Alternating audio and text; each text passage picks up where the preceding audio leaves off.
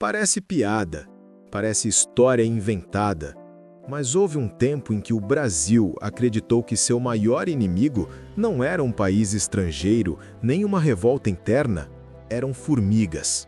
E não eram simples formigas, eram as saúvas, criaturas pequenas, mas capazes de destruir plantações inteiras e ameaçar a economia rural do país.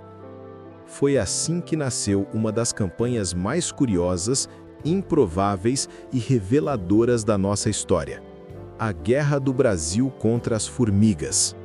No final do século XIX e início do século XX, o Brasil era um país essencialmente agrícola. Café, algodão, cana, pastos, tudo dependia da terra. E quem dominava a terra, dominava o país. Mas aí surgiu um inimigo invisível e incansável: as saúvas, formigas cortadeiras que trabalhavam dia e noite, silenciosamente, carregando folhas, destruindo plantações inteiras em questão de horas. No interior, dizia-se: ou o Brasil acaba com a saúva, ou a saúva acaba com o Brasil. A frase ficou tão famosa que acabou entrando na cultura popular, nos discursos políticos e até em livros de história. A situação era tão séria que o governo federal decidiu agir. Pesquisadores, agrônomos, militares e prefeitos passaram a tratar a saúva como uma ameaça nacional.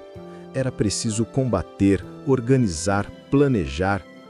E assim começou a campanha contra a saúva, que envolvia desde campanhas educativas até o uso de produtos químicos, queimadas e escavações em massa para destruir formigueiros gigantescos, alguns tão profundos quanto prédios de 6 andares.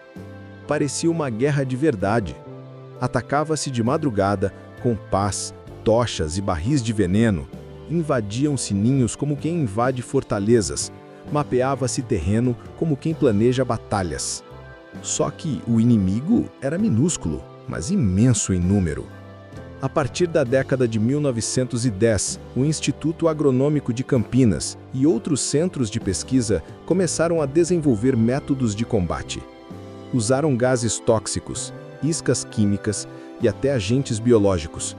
Os jornais da época tratavam o assunto com a mesma seriedade que tratavam revoltas militares. A saúva havia se tornado uma questão de Estado. Era uma guerra silenciosa, sem tiros, sem soldados, mas com enormes consequências econômicas. Fazendeiros que não controlavam a praga simplesmente perdiam tudo. Depois de décadas de combate, o Brasil finalmente conseguiu reduzir drasticamente a presença da saúva em várias regiões agrícolas. Não venceu completamente, porque a natureza nunca é vencida para sempre, mas controlou o suficiente para salvar plantações, exportações e economias locais. Mas a verdadeira vitória não foi sobre as formigas, foi sobre a ignorância agrícola, sobre o descaso com pesquisa e tecnologia e sobre a ideia de que o campo sobreviveria sozinho. A guerra contra a saúva forçou o Brasil a modernizar seu pensamento sobre agricultura, pragas e manejo de solo. Criou instituições, métodos e políticas que ainda influenciam o país hoje.